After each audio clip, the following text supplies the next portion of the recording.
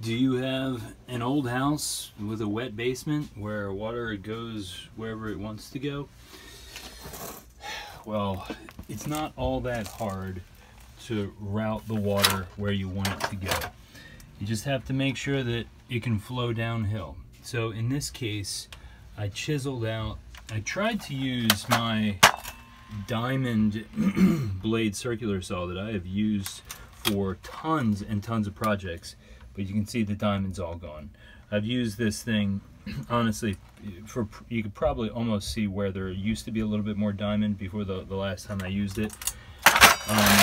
It's been a great beast. It's a really loud old circular saw. It's probably my dad's. Rest in peace, Dad. Love you. But in any case, the saw would not cut deep enough. So I went ahead and just got my old brick hammer, which was one of the first tools I ever bought when I bought a house. And like a fool, I paid 40 bucks for that back in 1999. Way overpriced at a little tiny hardware store, but it's good to support those little hardware stores. In any case, I think I've got other brick hammers, so I wasn't really worried about chiseling it to pieces, but I just needed to get a little tiny trench that would help capture the water and prevent it from going into the middle of the room. Granted, I may need to dig this out farther, and when my new $11 blade arrives from Amazon, I will probably cut this so it's got a much deeper trench. But you can see that since I've done this, yeah, I've got a little bit of moisture outside that trench, but it doesn't seem to be flowing across like it did before. And you can see where the paint has all been eaten off because of where the water would flow. And there's my French drain right over there. So I just need that to go there. Now, sometimes water will actually squirt out of this wall when the storms are really bad. So I'm gonna need to also make sure I'm probably gonna see if I can get a sheet of metal up behind here, and maybe some plastic like I've done in another corner where I've got another situation, and it was squirting out earlier today.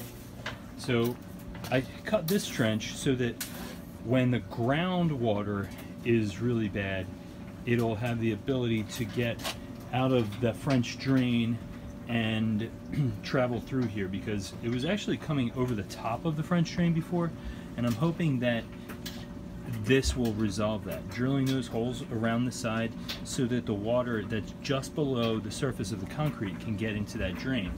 But over here, as I was saying, I came over here to try and capture water, and you can see that the water's still now coming out of the wall, but at least it's being caught by this sheet of metal and plastic.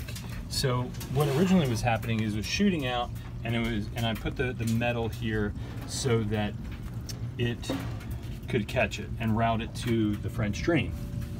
But what happened was when it slowed down, it started going around it. And you can see it's dripping here. So I need to tape this up, and that will hopefully keep the water routing to the French drains. It's a temporary solution, and as you can see, this plywood down here is not going to work as well as a sheet of metal will. Now granted, the metal's probably eventually going to rust out, but all we need to do is have a temporary solution to make sure that this water doesn't get into the middle of the room. You want to have a dry floor typically. Now I'm going to need to maybe chisel out some more of this French drain here. You can see the moisture and brick dust all coming down. I've got this platform pallet sort of thing that I'm kneeling on right now, but I think that this will at least keep the majority of the water off the floor. Now notice that, yeah, we've got water coming in the walls, but that's different than water coming up the floor, and we really need to be prepared to handle all of those situations.